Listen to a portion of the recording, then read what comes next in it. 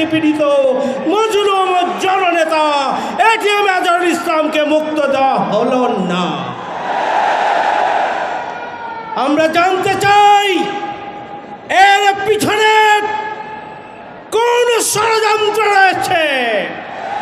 আমরা ধৈর্য ধরেছি 6 মাস 10 দিন। আমরা রাজপথে আসি নাই। আমরা আশা করেছিলাম অন্তর্বর্তীকালীন সরকার বৈষম্য মুক্ত নতুন বাংলাদেশে বৈষম্যের শিকার মজলুম জননেতা এটিএম আজহারুল ইসলামকে মুক্তি দিয়ে তারা তাদের দায়িত্ব পালন করবেন। কিন্তু দুঃখজনক হলো সত্য, এই সরকার এখন পর্যন্ত আমাদের নেতা এটিএম আজহারুল ইসলামকে মুক্তি দেন নাই।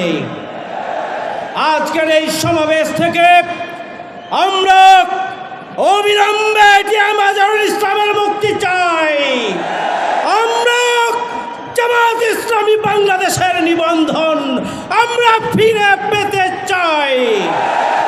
আমরা অবিলম্বে জামাত ইসলামীর প্রতীক দাড়িপাল্লাকে ফিরিয়ে দেওয়ার জন্য দাবি জানাচ্ছি।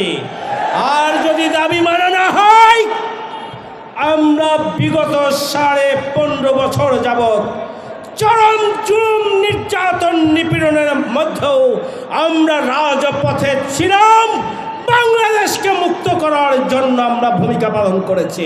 সুতরাং দাবি কিভাবে আদায় করতে হবে আমরা তা জানি।